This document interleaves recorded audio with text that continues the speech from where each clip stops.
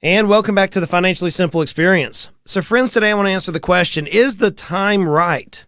Is the time right? But I want to put it in the context of you've sold your business already, or you're thinking about selling, you're saying, hey, I may go and do this again. You've sold your business, you're past all the handcuffs that you may have because of the contracts, and now you're asking yourself, is the time right for me to start again? Maybe to go launch another business, maybe to buy a business. For those of us who've walked through this journey, this chapter in our lives of exiting our company or selling our company, we know how difficult it is. We know how emotional it is. We know how draining it is to walk through that journey. Perhaps you find yourself right now just, beating your head against the wall, as the old saying goes, trying to figure out how to gain some sanity in your life. As a business owner, we've all been there. Perhaps you're there now and you're saying, if I could just sell this particular business, I know how to do it much better next time. And I'll just go out and start another one and create everything that I messed up on, used all that, make it just the golden goose. I've been there. I've had those thoughts. But when we step back and we look at timing, I'm not saying not to go in business again. I'm not saying to not buy a business. That's not what I'm saying. I'm asking the question of timing. So today I want to talk about the timing of those of you who are perhaps saying, I want to sell and start again, or I just completed the sale, I'm through the handcuff provisions, and now I'm ready to go again. Let's look at some things in the marketplace at this particular point. So we need to look at the current societal and economic factors. No doubt, timing today is perhaps different than when you started your last company. Now for me, it's not much. I started my last company on the heels of Bernie Madoff coming in the news in 2009, April 6, 2009. For those of you who can take your mind back to that period of time in history, it was tough. We were in the middle of the Great Recession, as they called it. The Great Recession. I remember seeing financial folks fall out of windows, committing suicide. I remember watching people cry, just weep because they lost some of their earnings because of various economic movements. It was a tough time to start a financial firm. But more than likely, if you're a business owner, you didn't start your business in the face of a recession. There are many experts right now, as I record this episode, predicting a recession. Some view that we're already in a recession, while others view that this recession is going to be light or heavy. The opinions are everywhere, as they always are. But you may ask yourself, is now the right time? Is it a good time to start a business in the face of recession? Well, maybe, depending on what type of business you're in, or maybe not. So if you're going into a job placement company in recession, you're going to have lots of employees who want to find jobs. Maybe a good time to start that type of business. On the other hand, if you're looking at a financial firm going into a recession, it may be pretty doggone tough. So the first thing we have to look at is we're potentially going to a recession. Does it make sense? During a recession, consumers often spend less. They're more cautious with their spending. And what they demand is a higher value for less cost. This often is apropos for a recession. Similarly, whenever you go into recession, you often see increased competition. Why? Because now more companies are trying to volley for the precious dollars that are in the ecosystem for their clientele. As such, it ends up being a very dynamic business environment. We start seeing price compression, people dropping prices in order to create a value spread to gain those customers who are truly looking for that value play. So during recession, we see customers are spending less, but yet there's increased competition. And then on top of that, whenever you're dealing with a recession, access to capital is very limited. I've already had a few clients, business clients that I personally still consult with, that the credit card companies and the banks are starting to reduce their lines of credit or their credit amounts on their credit cards. Not that these are bad individuals, but they can see a recession coming and they're starting to reduce the availability of capital. I've seen this several times throughout my career as a business owner. So when we go into recessions, we have to think about this, that customers are looking for a value play. And we're going to deal with increased competition, and we may have limited access to capital. Now, those may persuade us not to go into a business. But here's another fact that could persuade us to go into business, depending on where you're at in the country. There's been recently a huge migration of humans, of humanoids, as my son calls them, of humans across the country. So we see people from the West Coast moving to the Southeast. We see people from the Northeast moving to the Midwest. We see people all over the place just migrating across the United States. The Federal Reserve Bank of Chicago found that California, and from 2020 to 2021, had an outbound move rate of nearly 60%. I think they're all moving to Tennessee. Oh, it's funny to sit here in Tennessee and watch what's happening. We actually have signs on the interstate that says, "Don't California my Tennessee." Literally, friends, it's on the interstate. And what we're saying is, look, you're bringing a number of different things, and it's causing disruption to our, what some people say, our hillbilly ways here in Tennessee. The communities that these folks are moving to, perhaps let's use the California analogy, have suddenly become influx with talent, with idea, and with resources. The resources are causing opportunities and problems. So, for example, we're seeing that the housing market, where the wages in Tennessee used to could afford houses, now it can't. The wages are not keeping up with the influx of the capital coming into the state. So it creates opportunities for some, and it creates problems for others. It actually can lead to a greater competition amongst entrepreneurs. I've sat down literally last week with business owners who are saying, I cannot pay these employees what they are asking. Again, we have different types of economics moving into our local economy, and it's causing our local economy to disrupt. The minimum wage that we had here in East Tennessee, or the average lifestyle income we had here in Tennessee, was nowhere near the income or the lifestyle that our friends from California have. And therefore, it's causing some competition amongst the entrepreneur markets. Similarly, it's causing the cost of goods and services, housing, to create different marginal effects. We're seeing where houses are skyrocketing. We're seeing where cars are skyrocketing. And it's not just us. It's all around these little micro pockets of the country where migration is causing some problems. Now, it leads to a scarcity in human capital in other areas. I have some friends in the California marketplace, some business owners, that they're having a problem gaining employees. Why? Because employees are exiting, according to that study from the Federal Reserve Bank of Chicago, at a rate of 60%. So depending on where you're at in this migration, you could be facing, not only the headwinds of a recession and all that it brings, but you could be facing the headwinds of a migration and all that it brings. So when we start looking at that, at the idea of, is now the right time, the answer ultimately is, it depends, which I believe is, as the old saying goes, a cop-out. It's just an excuse. But the reality is, it's true. If you're in certain parts of the country, it may be a phenomenal time to start a business, despite the recession, just based on the migration. On the opposite side, it may be a horrid time to start a business, just based on the migration. It may be an unbelievable time to start a business if it's recession-proof or it thrives during a recession. On the other hand, if you're going into recession and your business is that of a luxury or something that's not necessary for life, then you could be facing the headwinds of a recession. So consider that if you're sitting back saying, look, what's next in my life? What's this next chapter in my life? Now, there's some additional alternatives that you might want to consider. Since you have sold a business, or since you have perhaps an offer on the table, or maybe you signed the documents and you're in that period of time where the handcuffs are there. Like, hey, I can't leave because I've got to deal with my earnout or my clawback provisions, but you're in that period of time. More than likely, you have a pretty good understanding of how business works. You've been around a while. You're fairly confident that you'll succeed, and no matter what you do, after all, you've been through the process of perhaps starting, or maybe you just bought and now you've grown, and now you've got the process of exiting. I mean, why wouldn't you want to replicate that? You've seen the success that your mind and your abilities can yield in your particular marketplace.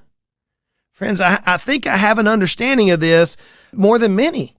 I've started and sold 6 businesses.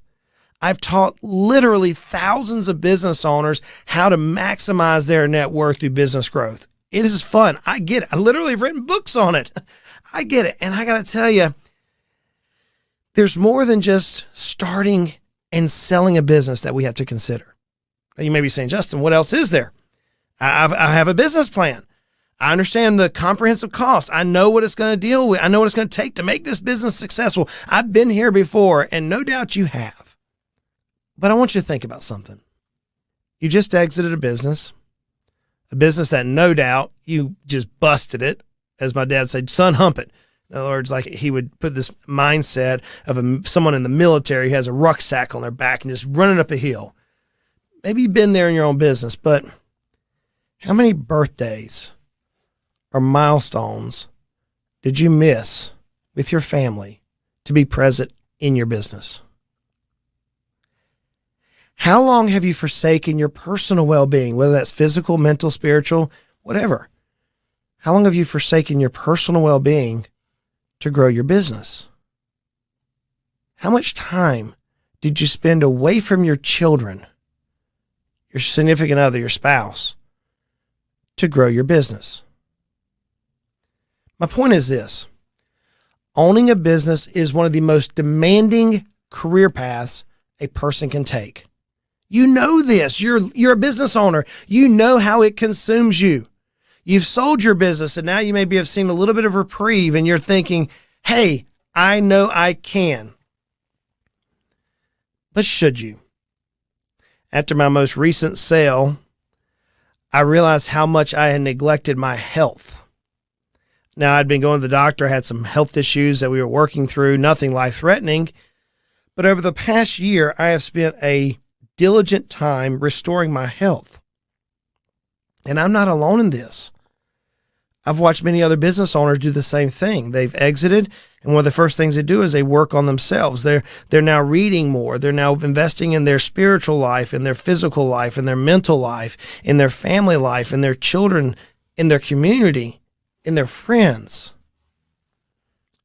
According to one study I read, entrepreneurs work 60 plus hours per week and are 35% more likely to experience heart disease.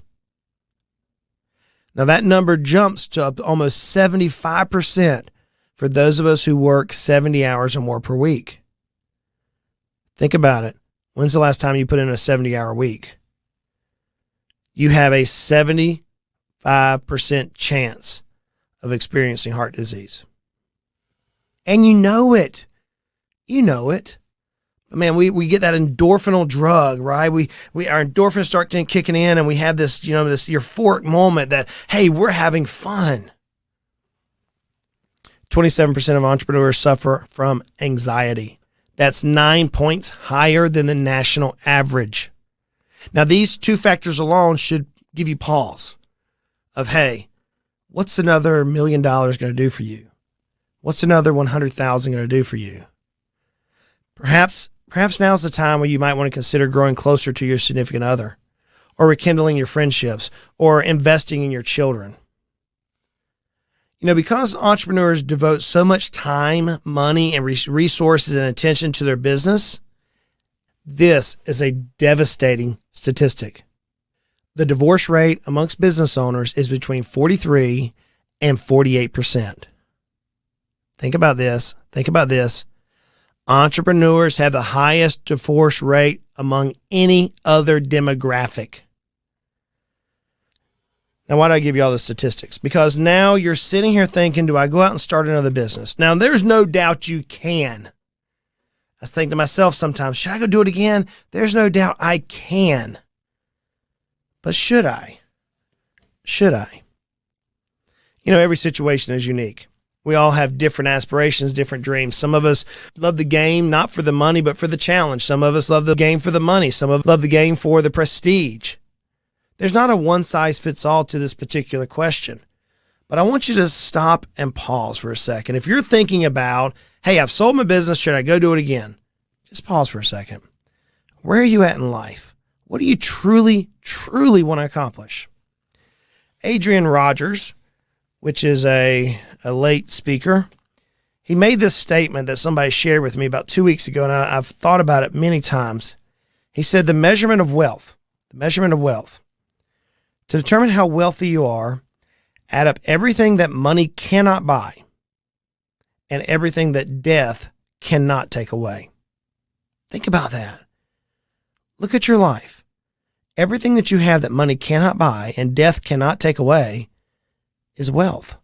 Sure, I'm not saying for us to live paupers. Obviously not. We all know the benefit of being business owners. We know that owning a business can create generational wealth. We know that. And we know that owning a business can change the legacy of our family. I was telling somebody here recently that my children are going to have an opportunity that I never had. So my mom and dad were poor. P with a lot of O's between the P and the R. poor, just country folk. The only opportunity they had to do was go up, and they did the best they could. What was unique about my mom and dad is they invested not in the markets or in real estate. They invested in their children. Every single dime they had, they poured into our education because they wanted us to receive a certain lifestyle, a certain status that they never had the opportunity to achieve. And so they invested in us. My brother, my sister, and I, by many measurements, are highly successful. We've been blessed beyond measure. My mom and dad are taken care of now. But at the time, whenever they were raising us, it was tough. I can remember having hot dogs many a night, contemplating the hard decision of is a hot dog a sandwich or not. I remember sitting around the table thinking that. Are we having hot dogs again? Yep. We having spaghetti again? Yep. Remember those days. And now as I think about it with my kids, they're going to have a decision to make of either to stay at mine and Emily's economic, societal level, whatever you want to measure it by. They now could choose to go down, or they now could continue to move up, whatever the measurement is that you might measure it by, or they might measure it by. I mean, all of us are different. They're going to have the opportunity to advance, decrease, or hold the line. As I think about this question at this particular time in my life, is it time to go out and do it again? The answer is no, not right now. You see, in my case, I want to spend time working on my health, my mental being, my spiritual life, working with my family, loving my wife in a way that I've never been able to love her before, giving her the attention that she truly deserves, spending the few precious years I have left with my children as they're now exiting the house, creating memories that death cannot take away and money cannot buy. You say, well, Justin, can't you do that as a business owner? Yes. And there may be a time in my near future whenever I embark on that. I don't see it at this particular point, but it could happen. So my challenge to you is this. If you're thinking about, hey, I've sold my business, let's do it again, take a moment, step back, and weigh the true cost. Weigh the true cost. Yes, we have to deal with the current economic issues and the current migrations, but there's so much more than that. Friends, I hope this helps you. I hope this encourages you. I hope if you're in the business world right now, you're thinking about this, that you're saying, hey, let me dive into my business super fast to get freedom so I can invest in some things. Maybe it's your family, your health, your wealth, your mental being, your spiritual life, whatever it may be. If you just want to chat with somebody, the way I said, no one knows a business owner like another business owner. If you need help thinking through these things, you need a business coach, financial coach who works with business owners, hey, reach out to us. That's what we do day in, day out. I realize that life is hard. It is. Being a business owner is stinking tough. But man, we are so blessed. We are blessed beyond measure. We are so blessed. It's crazy how blessed we are. And it can be frustrating. If we're honest, every single day can create frustration. Doesn't have to. Let's continue to make our lives at least financially simple. Hey, y'all go out and make it a great one.